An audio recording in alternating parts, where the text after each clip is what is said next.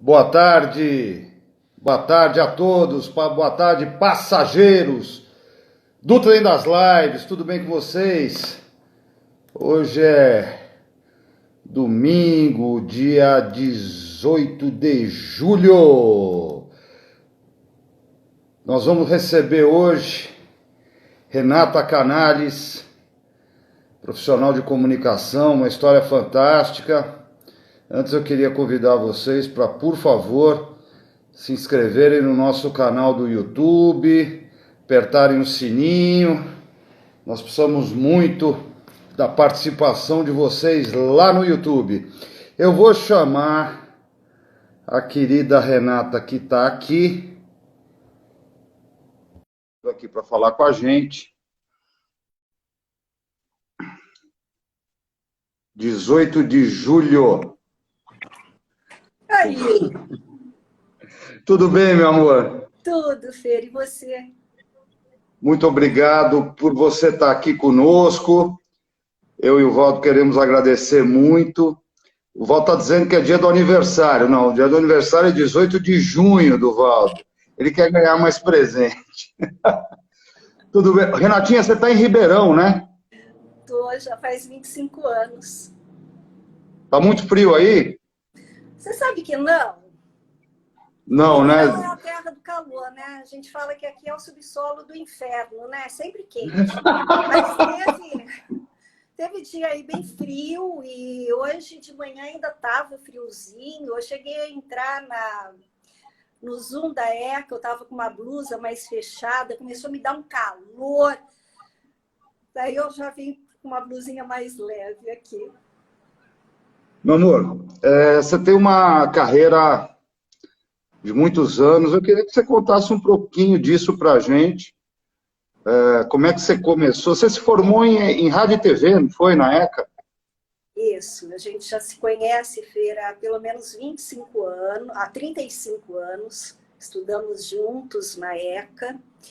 E você lembra que nesse ano que nós prestamos vestibular, em vez de entrar em comunicação e depois escolher o curso, a gente já tinha que optar, na hora de fazer a inscrição para a USP, já tinha que optar. E eu vou te falar bem a verdade, eu não sabia bem ainda o que eu queria fazer, porque eu gostava de fazer teatro. Era o que eu fazia lá em São Carlos, né, onde eu vivia com a minha família, mas era algo assim, imagina, fazer teatro, não sei o que e tal, né? E quando eu fui me inscrever para a ECA, tinha lá tinha a relação dos cursos, e eu pensei assim, bom, jornalismo não. Porque imagina, eu queria fazer teatro, eu queria conviver na televisão, jornalismo, eu quero eu ser a entrevistada e não eu entrevistar, enfim. E daí, no meio daquilo, eu achei que rádio e TV seria uma coisa legal, até porque eu sempre fui muito fã de cinema e também de TV. Fui uma criança que passei a infância na frente da TV. E fui fazer rádio e TV e foi um curso belíssimo. Porém, depois de alguns anos, a gente se forma em 86. Quando é 96, eu tenho que voltar para a faculdade, porque a vida me levou para o jornalismo. Então, olha como a gente não tem as rédeas da nossa vida nas mãos, né, Fê? Era uma coisa assim, eu lembro tão bem de quando eu fui fazer a inscrição, eu falava assim, não, jornalismo eu não quero. E, de repente, pumba, cai na minha cabeça o jornalismo. Mas até então, eu tinha ido fazer televisão, né? Então, no terceiro ano de faculdade, eu fui contratada como estagiária na TV Bandeirantes. Em 86, eu já fui efetivada e eu gostava muito, fazia produção de programa. Eu entrei fazendo... Olha, o primeiro programa que eu fiz produção, ainda como estagiária, foi o programa da Hebe, lá na TV Bandeirantes. Daí, depois eu fiz TV Criança, com a Sandra Nemberg sendo apresentadora. Daí eu fui para o Rincão Brasileiro, que foi quando eu sou contratada, eu fui para o Rincão Brasileiro, que era um programa de música sertaneja. Eu já até te contei isso no particular, né? Que era muito engraçado, porque eu nunca fui muito chegada à música sertaneja e, de repente, toda semana eu tinha gravação externa em fazendas, com as irmãs Galvão, as irmãs Marciana, enfim. E eu aprendi a respeitar e gostar dessas músicas, né? E depois disso, eu fui para dois programas muito legais, que era a TV Fofão, com o saudoso Fofão, e fui fazer o Bronco com o Golias. Ah, E olha, o Golias era uma figura. Ele chegava antes dos ensaios, né, quando a gente tinha reunião de produção, ele chegava num carrinho velho, apesar dele ter uma Mercedes lá na casa dele. Ele chegava com um carrinho velho, chegava com um saco plástico onde ele punha carteira, identidade, cigarro, saco plástico assim. E ele era muito gente boa. Só que nisso que eu estou trabalhando na produção desses dois programas, já final, a gente já estava se formando, final de 86, um professor meu de rádio e TV, o Deganello, era diretor da TV Cultura. E a gente conversava muito sobre dança, porque bom, eu fiz dança durante muito tempo na minha vida e uma época, assim que eu entrei na ECA, foi meu primeiro emprego aí em São Paulo, foi dar aula de dança. uau. Eu tinha que me virar, né? Então, vamos dar aula de dança. E o Deganello era casado com uma ex-bailarina do municipal, então ele gostava muito de falar de dança, ele entendia muito de dança. E a TV Cultura estava fazendo um planejamento de uma série de programas para ser feito no Teatro Tiradentes. Que não chama Teatro Tiradentes, né? Tem um outro nome, né? Mas ali, na Avenida Tiradentes. E eu também não estou lembrando, porque, gente, pelo amor de Deus, né? Muito tempo. É muita coisa. É muita coisa. Mas, enfim, daí eu fui fazer o teste para esse programa, que era um programa sobre dança, chamado Jogo de Cintura. Não faço a menor ideia como daquelas 400 pessoas me escolheram. E quando eu falo não faço a menor ideia, eu não estou sendo modesta, não. Tinha gente lá muito boa. É que eu sempre tive muita sorte. A vida me foi, do lado profissional, a vida foi muito generosa comigo. E daí a gravação do Golias era no mesmo dia do programa ao vivo que eu apresentava na TV Cultura.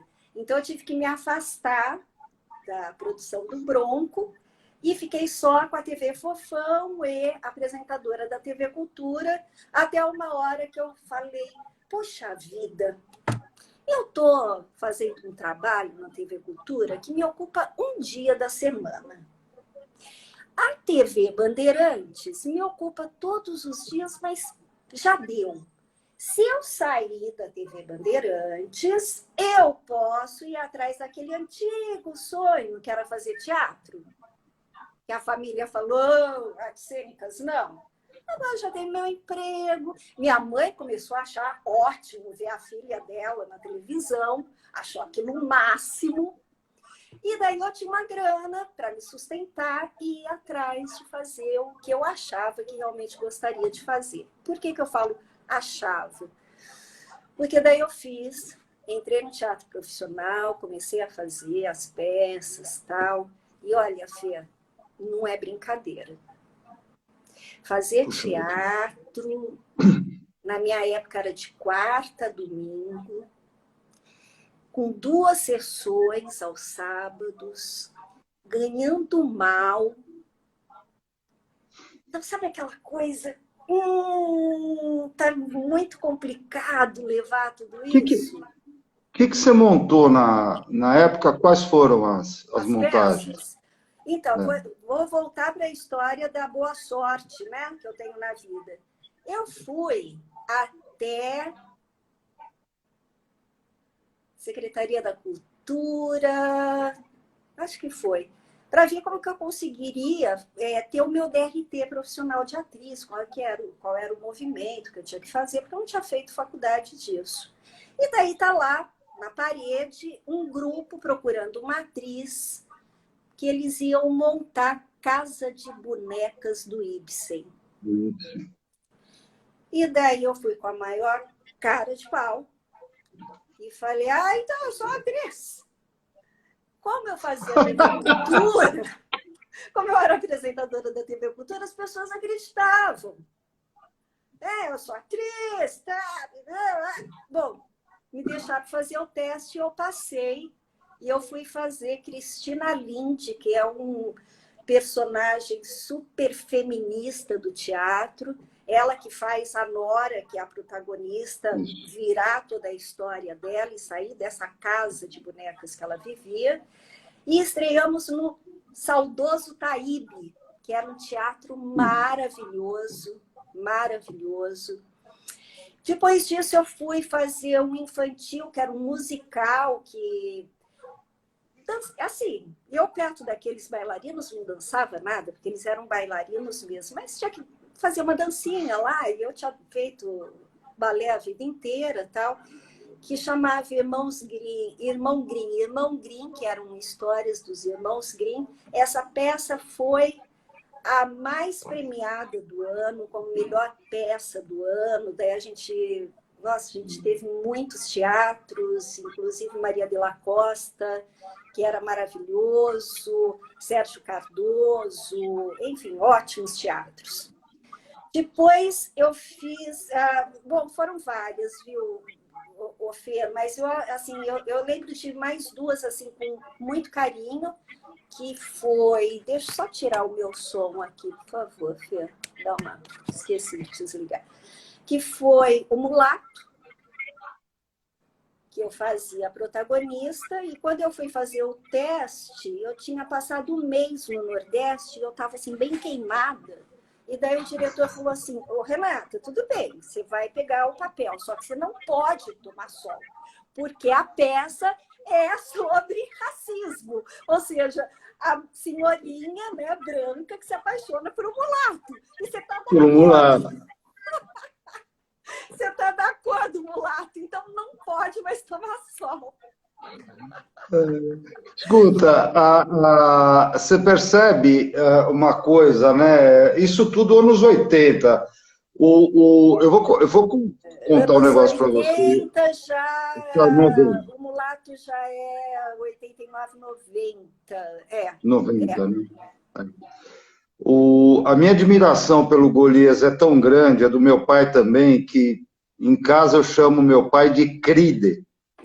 Ô, Cride! Fala para a mãe! Porque ele, para mim, né, o Golias foi um dos maiores humoristas desse país, com um humor muito doido. Diziam assim, de que ele não tinha como dirigir, que ele parece que não guardava todos os textos, mas ele conduzia muito mais do que era conduzido. Renatinha, essa coisa do teatro, eu te conheci na faculdade, mas essa coisa do teatro sempre foi presente na tua vida. A coisa do rádio e TV, e o jornalismo realmente ele ia desembocar nisso de alguma maneira.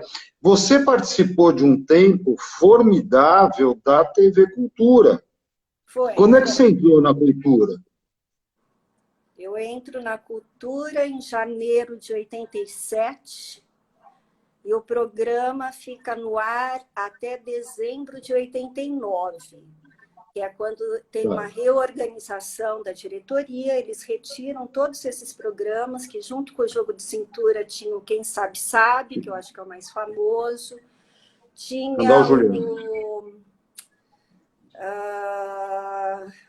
Eureka, tinha o do Kid Vinil, puxa, mas não consigo lembrar de todos, mas era de segunda a sábado. Eu diria que foi a época de ouro, né? Os anos 80, na Cultura, os prêmios com Rá-Tim-Bum, Bambalalão, não sei se 80, 90, mas foi uma época de ouro e você teve nesse processo. Tem uma foto sua muito bonita, que você com uma equipe fantástica, está lá o Dema, que já Querido Dema. Ele que fazia já um veio desses aqui. programas, que era um programa muito legal com o Cassiano Ricardo. Não consigo me lembrar, mas era assim, de pirâmides. Então, as escolas tinham que fazer, dar respostas a perguntas de história. Era muito legal o programa do Dema. O Rodrigão está aqui perguntando para a gente como é que você enxerga a crise da TV Cultura nesse momento, né? É da TV ou é da cultura de uma maneira geral? Ou da Você cultura, está Rodrigão, cultura em geral ou TV Cultura? Também fiquei com essa dúvida. Porque, assim, são duas coisas bem diferentes, né, para serem respondidas. Eu não acho que a TV Cultura esteja em crise, por exemplo. Ainda tem programas fantásticos lá, a gente tem o Roda Viva, que é maravilhoso, eu sempre vejo, e tem outros, enfim. Ele está falando da TV Cultura. Então, TV Rodrigo, eu Cultura. não acho que a TV Cultura esteja numa crise, não. Só acho que mudou a filosofia, né? Daquela época era uma filosofia de aproximar auditório, de ter uma ligação maior com o público e tentar tirar um pouco essa poeira de só TV educativa.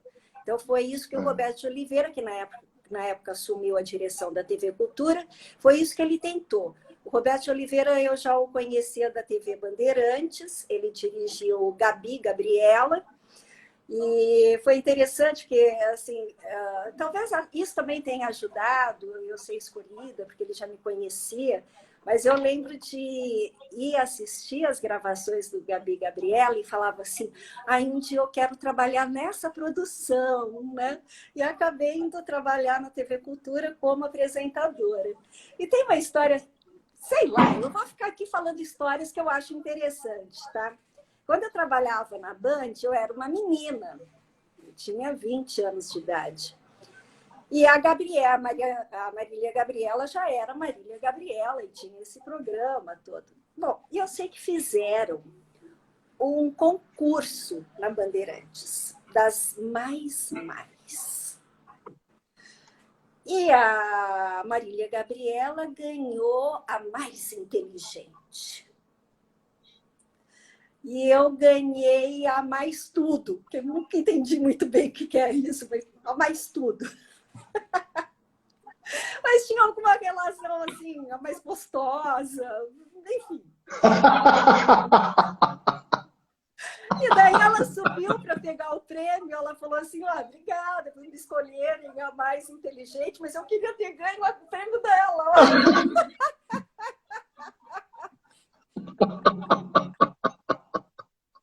E é engraçado porque na hora eu pensei assim, puxa, eu queria ter ganho o seu, porque eu sempre me esforcei muito, Fê, dentro da nossa sociedade que existe um machismo aí estruturado, sempre foi muito difícil na minha carreira ganhar o respeito, sabe? Teve uma vez que eu ouvi de um chefe assim, por que você não foi ser modelo? Você entende? Então, eu tinha que ser o dobro de competente para que pudessem realmente me dar o valor profissional ao que eu fazia. Né? Renatinha, infelizmente, existem situações, pessoas e tal, que a gente parece que tem que ficar provando todo dia a nossa competência, a nossa inteligência, então, que a gente você só imagina, não é se para você já é difícil, você não sabe o que é para uma mulher. É muito mais, tá? É que como nós dois temos um rostinho bonito, ninguém acredita na gente.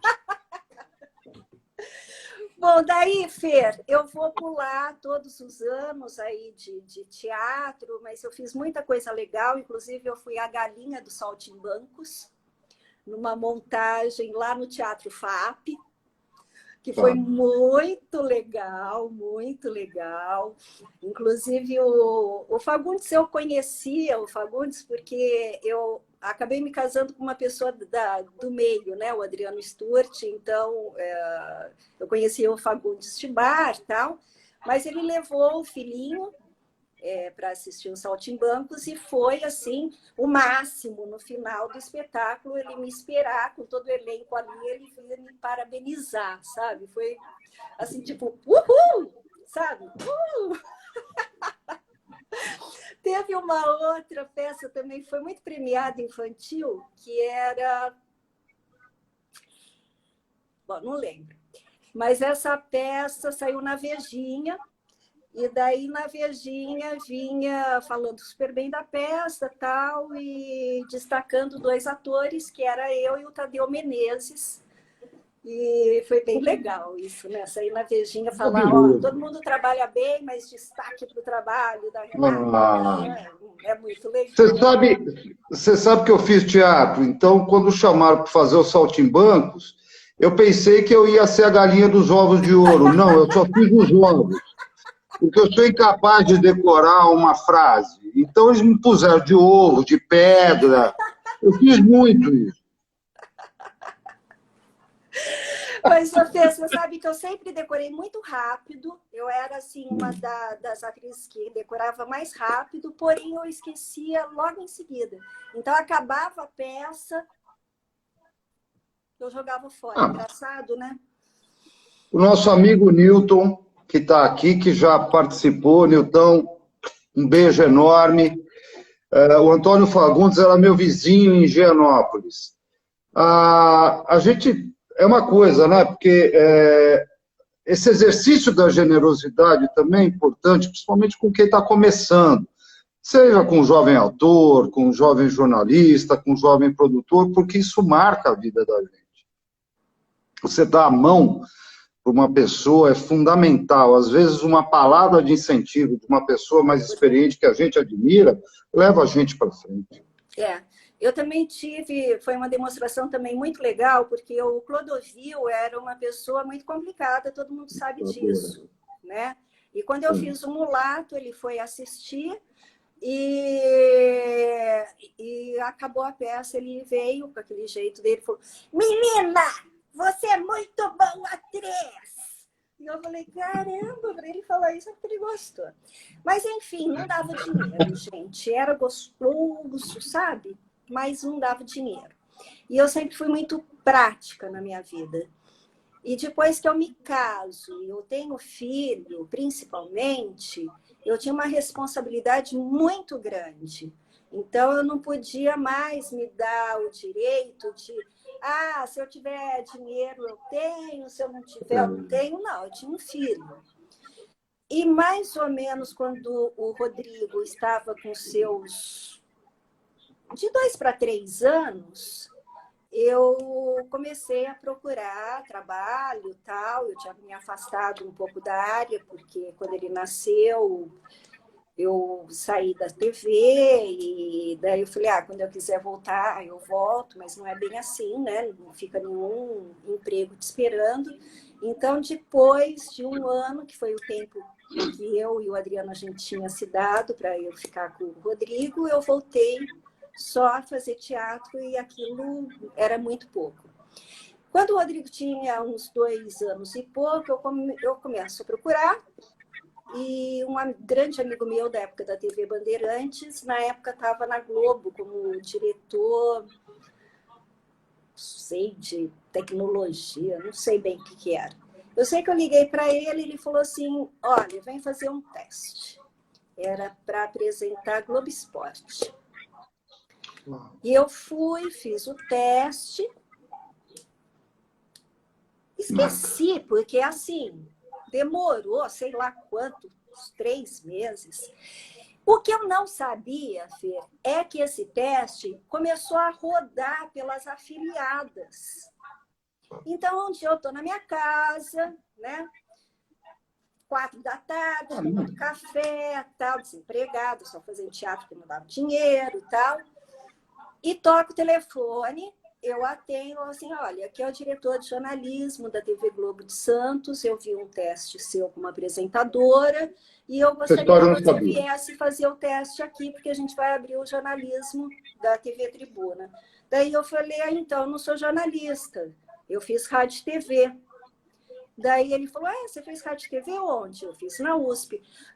Fui professor da USP, Carlos Manente, pessoal que fez jornalismo deve ter tido algum contato com o Manente. Manente.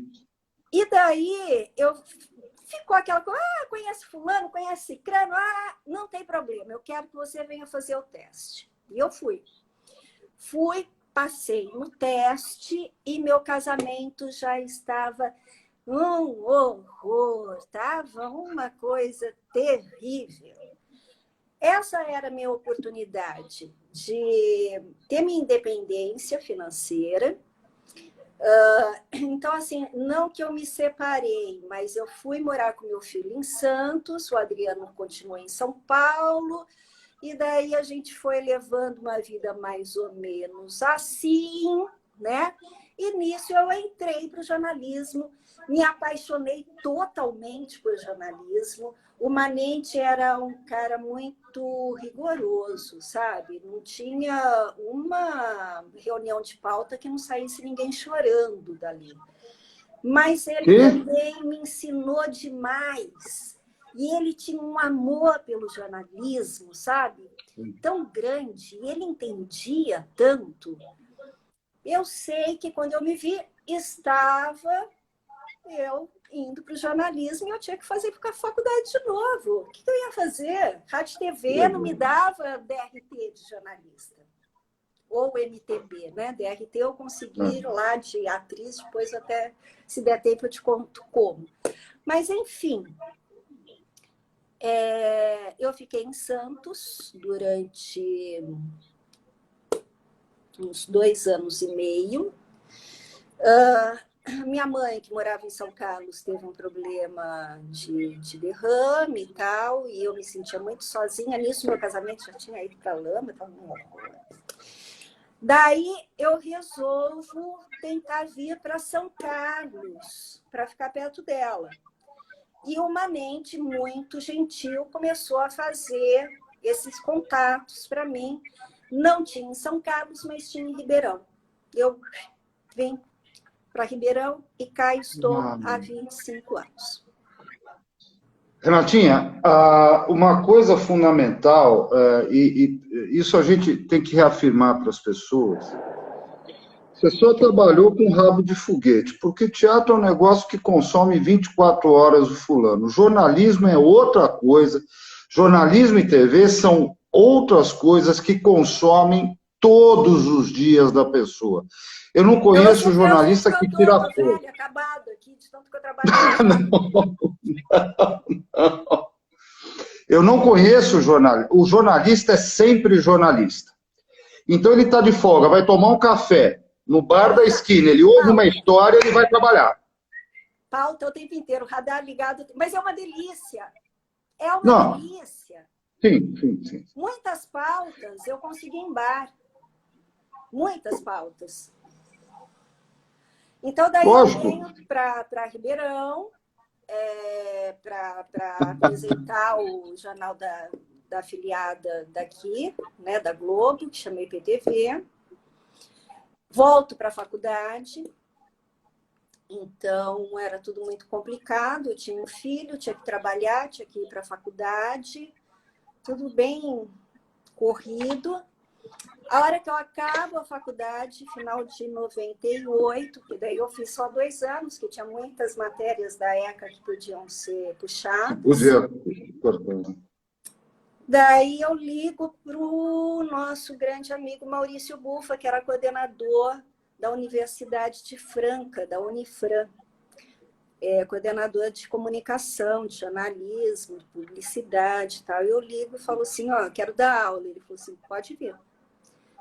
Daí eu começo minha carreira como docente, e essa época é muito importante para mim, porque para aumentar o meu salário na Unifran, o vice-reitor foi me dando horas horas Horas aulas. aula. Mas que eu não tinha aula, né? Então, eu chegava cedo no Unifran, eu saía da EPTV às 4, pegava o carro, ia para Franca, 1 hora daqui, chegava às 5 da tarde e a aula ia começar às 7. Então, das 5 às 7, eu ia para a biblioteca e ia estudar jornalismo. Então, assim, fazer o curso foi ótimo.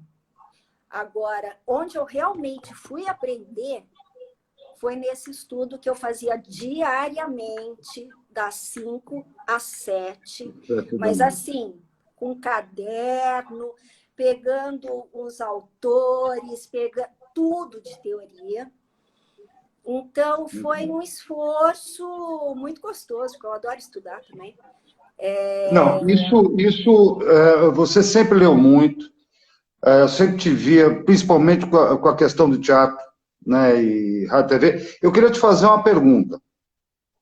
Você mantinha o trabalho no jornalismo e ainda lecionava à noite?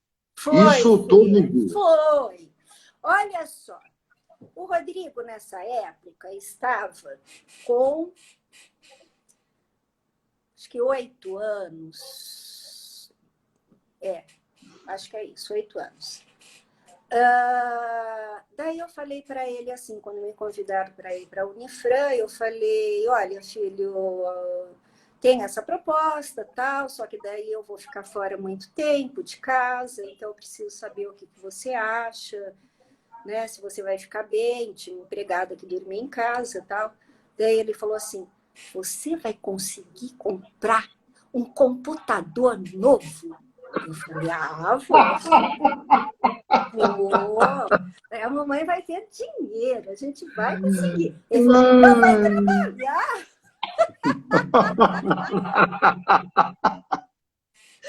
Olha, eu sei que eu saía lá de Franca às 11 da noite, chegava na minha casa meia-noite, e meu filho com a disposição a 100 por hora para me contar o dia dele, para fazer o teatrinho que ele tinha ensaiado.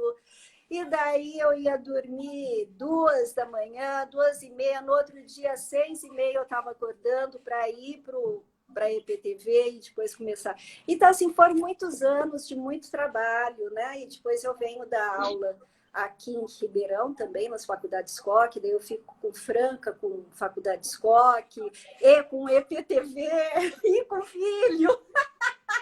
O Rodrigo, Nilton, ele estava com 8 anos, pelo que a Renatinha falou, e eu queria responder pro Nilton, que ele falou assim, só publicidade que não faz nada, né? Eu não toquei no assunto, mas é uma fábrica de fazer doido, cara. Está aqui a prova de que publicidade é uma fábrica de fazer doido. Ele está falando também, a Renatinha é super mãe. Olha, não é que eu sou super mãe, mas o Rodrigo era muito companheiro. Então, eu me separo oficialmente do pai dele, ele está com 7 anos. E daí, 1 ano depois, alguma coisa assim, ele vira para mim e fala, mamãe, por que você não tem um namorado? Então, eu falei, filho, porque ninguém me quer. Daí ele ficou quietinho, assim, daí bateu a mãozinha na minha perna, falou, a gente vai dar um jeito nisso.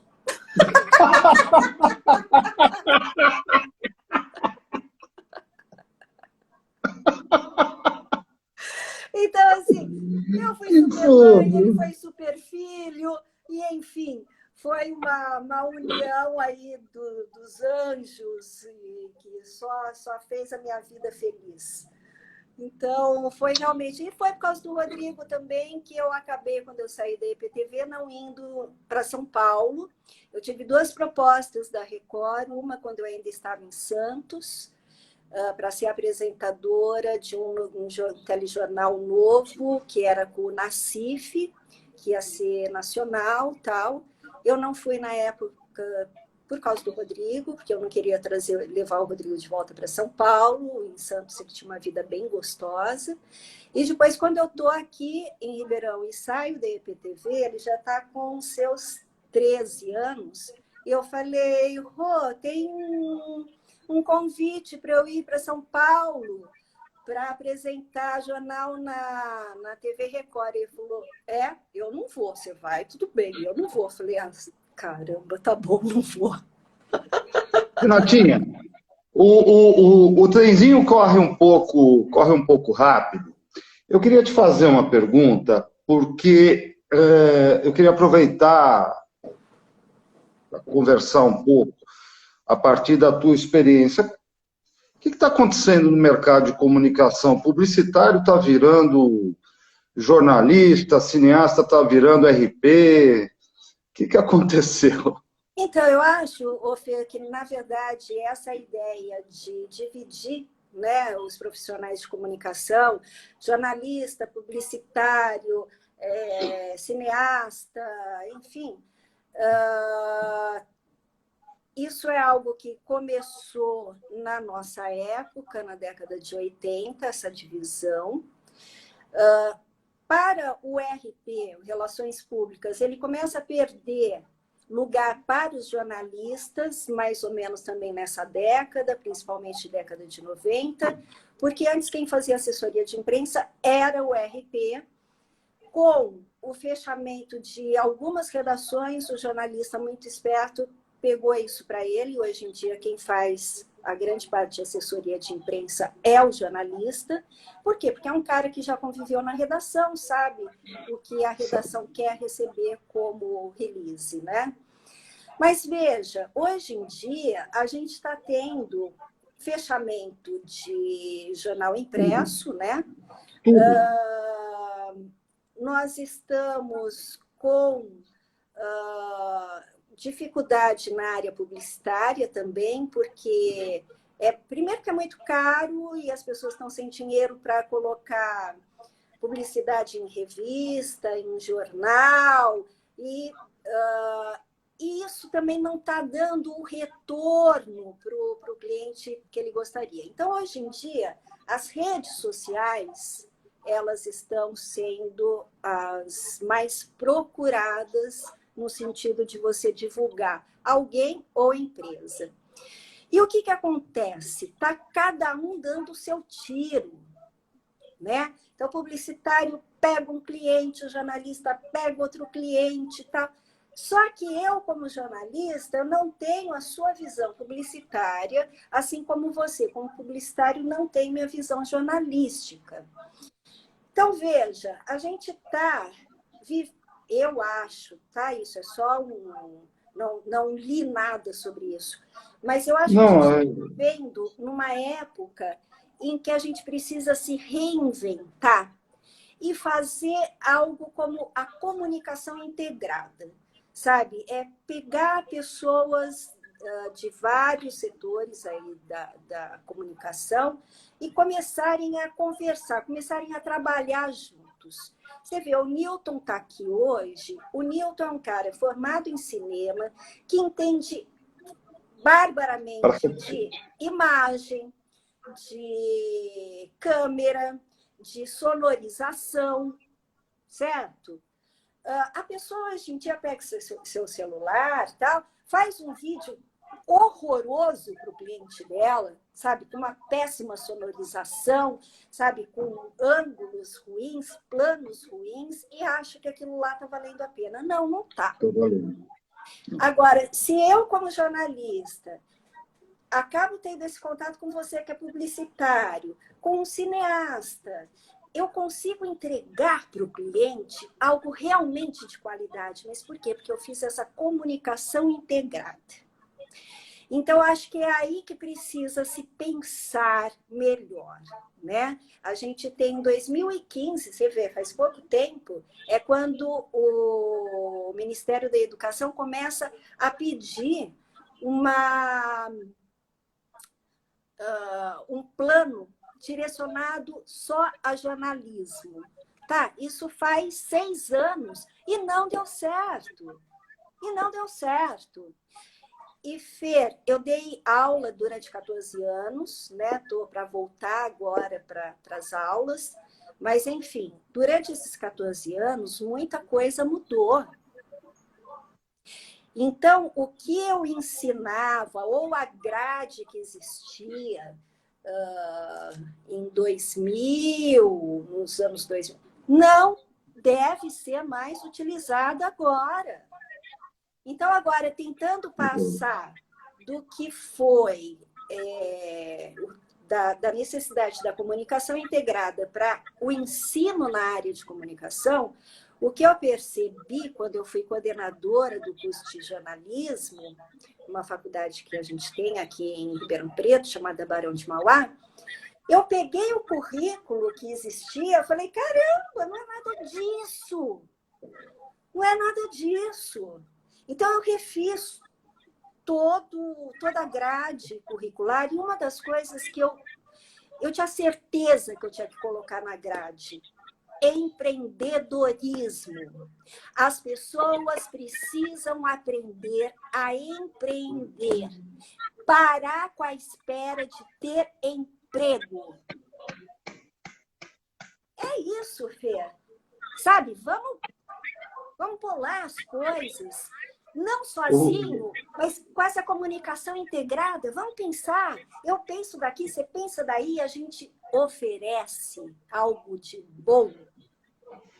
Olha, sem ficar preso na CLT, porque isso não vai existir mais. Então, as pessoas estão, quando você vê aí uma paralisação, uma coisa, eu lamento, mas o mundo mudou e a gente tem que saber mudar também. Os sindicatos têm que saber mudar.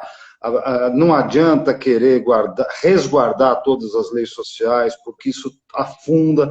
Eu acho que a sociedade tem que achar um outro diálogo com o capital e com o poder instituído. Eu quero dizer a vocês que sim, uma faixa salarial e tal, ela precisa de mais proteção, a gente sabe disso, mas eu advogo a mesma coisa. Não existe emprego para todo mundo. 2, a questão do empreendedorismo cabe para o cara da educação física, cabe para quem estudou letras, porque você sai de uma universidade e fala, bom, agora o que eu faço? Não faz, porque o mercado não absorve. Né? Nós estamos vendo muito mais absorção em carreiras técnicas, é esteticista, é isso aqui, do que uma carreira de nível universitário. Então, concordo com você nesse sentido, e digo mais, o Newton falou aqui em fazer um multicurso. Eu só queria, se você me permitir, nós temos que voltar ainda mais um passo. As pessoas precisam voltar a escrever. Porque hoje você só fala em conteúdo. E o conteúdo, na sua grande maioria, ele é escrito. Fica muito mal para uma marca. Eu estou vendo, Renata, não sei se você teve já esse desprazer, eu estou vendo jornais, sabe, que têm a sua página na internet, com textos péssimos. Péssimos. Eu fiz uma brincadeira com um grande portal há algum tempo, não vou citar, porque parece que todos os domingos, das 6 da tarde em diante, os caras esquecem o português. E é um dos maiores portais do Brasil e do mundo. Tem textos ininteligíveis. Agora eu pergunto para você, meu irmão, depois de fazer todo esse esforço com filho, com faculdade, isso atenta contra uma carreira, né? Você tem toda a razão.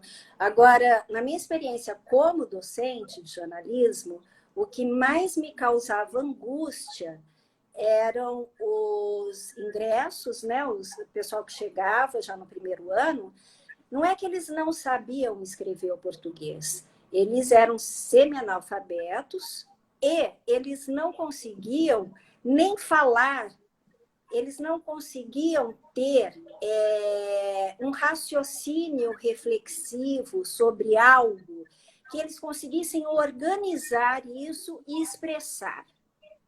Então, veja, a gente está passando por uma... Acho que ainda dá para falar que estamos passando, porque a revolução tecnológica, ela vem há muito tempo, mas ela continua.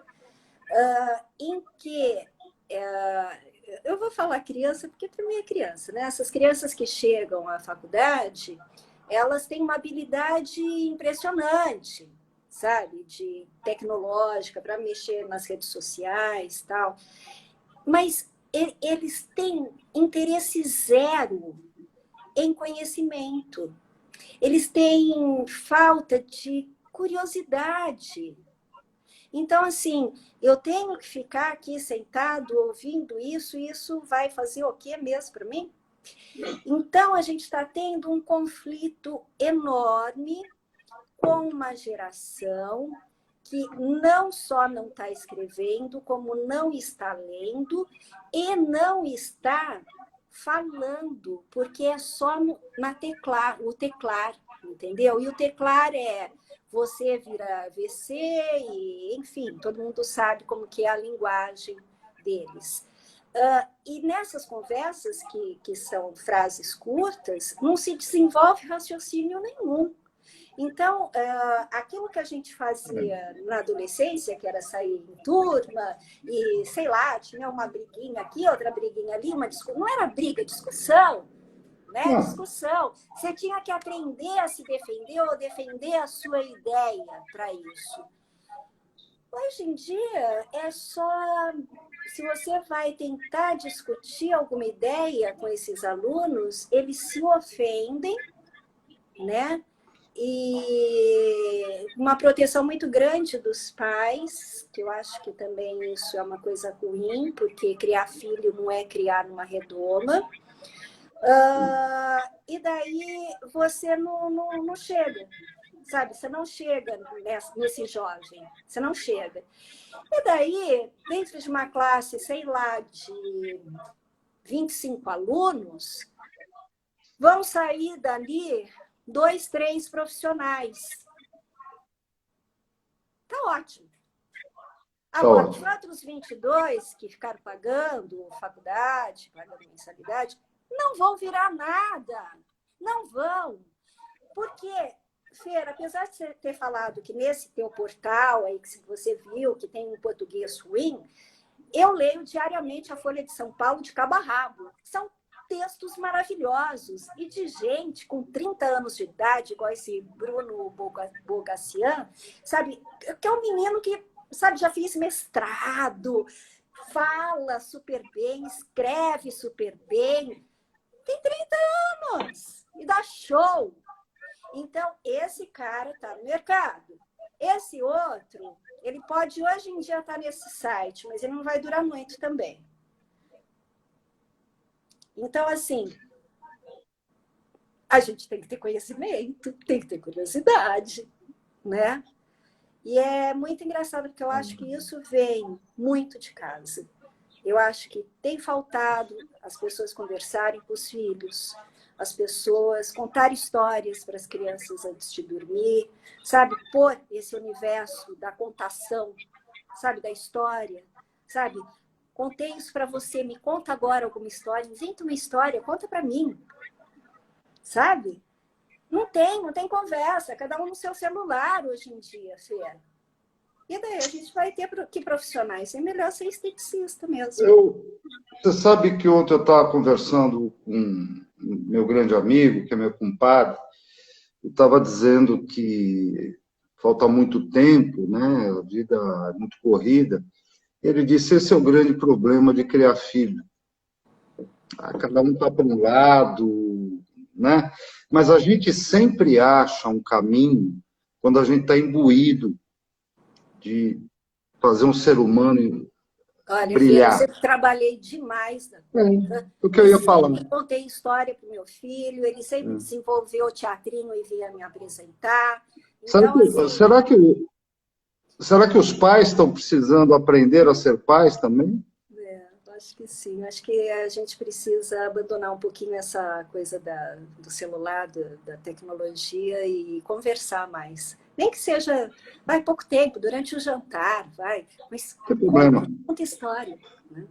Uma das coisas que me chamou muita atenção é que hoje eu li uma matéria dizendo que a mãe chamava o filho para jantar pelo WhatsApp e o filho respondia pelo WhatsApp que ele ia pegar o jantar na cozinha e ia para o quarto dele. Quer dizer, na verdade, isso é destruição total da filosofia que começa nesse ato, né, de discussão de algo, né? Você não, amar a inteligência começa pelo exercício da inteligência. E esse exercício da inteligência passa pela argumentação. Muitas vezes a gente vai argumentar com o nosso, né, com aquilo que a gente conhece.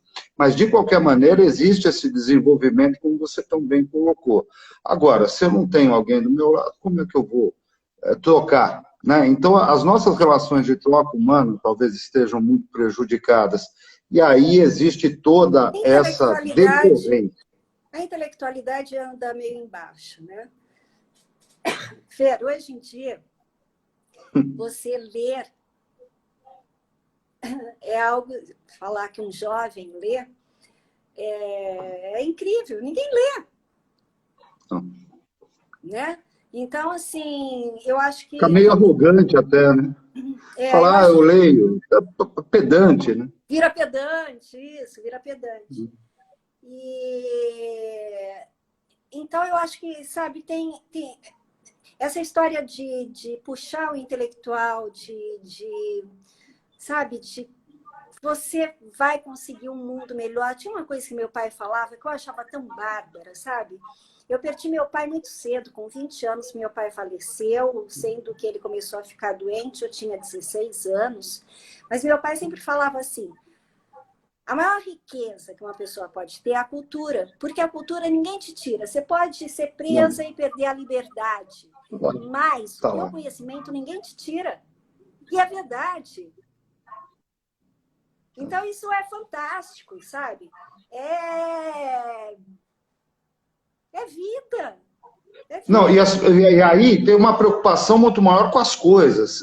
Quando eu era professor, eu ouvi de uma moça o seguinte, eu vou parar o curso porque eu quero ter um carro. O que eu estou pagando aqui paga a prestação de um carro. Eu falei, bom, você pode pagar a prestação de um carro hoje, mas se você terminar o curso, você pode comprar uma frota de automóveis. Pense nisso. E ela parou. Você acredita mesmo nisso, Fê? Não, olha só. Em tese, né? É só em tese. Mas em tese, sim. Quem pensa assim, Fernando, ela vai acabar a faculdade, vai pegar o diploma, pôr do lado e vai fazer outra coisa da vida. Ela não vai ser um profissional. Então, a melhor coisa que essa tua aluna fez foi mesmo desistir, sabe? Vai fazer outra coisa da vida. Se você pensa assim, vai fazer outra coisa da vida. Até porque eu acho que profissão, o trabalhar diariamente é muito difícil. É muito difícil. Agora, se você gosta, fica mais tranquilo, fica mais gostoso trabalhar. Então, você tem que ter um prazer no seu trabalho, seja ele qual for, né? Para fazer disso um sucesso pessoal, né, Fê? Então, eu acho que não é para todo mundo, sabe? Não é todo mundo que quer. Então, engraçado, eu estava ontem voltando para casa, tenho minhas atividades e tal, eu falei, caramba, estou tão feliz, não importa se é sábado, se é domingo, se é... A felicidade. Quando você descobre a felicidade naquilo que você faz, é outro papo, né? Renatinha, a gente está chegando meio que no final do trem. Eu queria te pedir uma... Você escreve praticamente todos os dias a respeito de cinema, que é essa outra paixão que você tem. O que você recomenda para a gente assistir e por quê? Olha, Fê, eu sou meio chata com esse negócio de cinema. Eu sou parecida com a Jennifer, sabe? A Gê também faz isso sempre, né? De colocar o que ela gosta no Facebook. Eu já fiz isso de uma forma mais profissional. Eu cheguei a ser crítica de cinema no site da Folha de São Paulo, que tinha aqui em Ribeirão. Então, assim, eu acho que, claro, que passa pelo gosto de cada um. Não. né? Mas tem algumas coisas básicas que quem vai assistindo muito vai começando a perceber. A direção, né? Por exemplo, tem um filme que fez muito sucesso aí na Netflix, que, se eu não me engano, é A Mulher na Janela, alguma coisa assim. Eu achei aquele final um horror, sabe? Oh, meu Deus do céu, como que o cara faz esse final? Não precisava desse final, né? Então, a gente tem, eu tenho alguns critérios, né? De interpretação, de como que esse diretor consegue desenvolver essa história. Tenho muito da história da sonorização. Um dia desses estava vendo um filme na Netflix que era uma briga, e é filme novo, uma briga, tal, puseram uma música, eu falei, quê? Como que põe essa música? Cara, os caras estão brigando, estão rolando no chão. Mas eu quero destacar aqui as diretoras que estão conseguindo fazer sucesso, porque a gente ainda tem um universo muito pequeno de mulheres na direção de cinema. Hoje eu li que a Palma de Ouro em Cannes foi para uma diretora, né? Eu até anotei aqui o nome dela, é a Juliade Cournot. Ela fez o filme Titane, e é isso. Eu gosto dessa história da mulher estar avançando. Mas por quê? Né? Tem gente que fala assim, esse negócio de gênero. Não é, porque a mulher sempre foi tão jogada às traças que eu acho que essas vitórias são importantes. E tem uma outra, eu não sei exatamente como que pronuncia, tá? Ela é uma franco-senegalesa que chama, acho que fala assim, Maimona Doucouré. Ela fez um filme que eu adorei, que é Mignones, está na Netflix. Esse filme ele chegou a ser muito criticado, como se fosse um filme que fala de pornografia infantil, não tem nada a ver, pessoas ridículas que falam isso. Então, Mignones, que já está na Netflix, que é um filme que eu indico. Eu gosto muito das séries também ali, daquela parte assim, Islândia, um pouco para lá, Dinamarca e tal. Enfim, eu acho que é isso. Não dá para a gente falar tanta coisa para... a Regininha que entrou falando menção honrosa para o Curta Brasileiro de Diretora, que foi da ECA, verdade, menção especial, eu vi. Então, assim, teve um outro brasileiro também que foi citado, né? Se eu não me engano, chama Rodrigo Teixeira, minha cabeça está bem ruim. Mas, enfim, eu acho que é isso, Fer. Para falar de cinema, a gente precisa de outro trem das lives. Olha, só complementando, né? A gente sempre tem o papo de quinta, e vai ser um prazer te receber num desses papos de quinta. Eu estava falando de uma série que eu estou assistindo chamada Lilyhammer, que é um humor totalmente diferente, também escandinavo. Então, Newton é cineasta, assistam tudo que vem de lá. E uma das coisas da curiosidade, Renatinha, que forma o comunicador, porque comunicador que não tem curiosidade não é comunicador. Desculpe, um jornalista, para se tornar um jornalista investigativo, ele parte de uma curiosidade. O publicitário, para criar uma campanha, ele parte de uma curiosidade. O cineasta parte de um roteiro que parte de uma curiosidade. Nós trabalhamos com o ser humano. O ser humano é a maior curiosidade que a gente poderia ter em nossas mãos. Eu quero te agradecer imensamente e dizer para você que você é uma das pessoas mais guerreiras e admiráveis que eu conheci na vida. E que eu gostaria que você levasse tua inteligência e simpatia para sempre e para muita gente. Porque o tanto de gente que você ajudou a formar, que vai ajudar a formar, dignifica uma existência. Você soube dignificar a sua e a nossa por te amar muito. Fica com Deus. Obrigada, Fer. Obrigado, eu. O Trem das Lives se despede. Semana que vem, Valdinho está aí. Por favor, curtam a gente lá no... Eu fico emocionado, é foda. Eu não sei falar. Curtam a gente lá no YouTube. Um beijo, uma semana abençoada. Valeu. Obrigado, Rê. Valeu. Até mais, gente.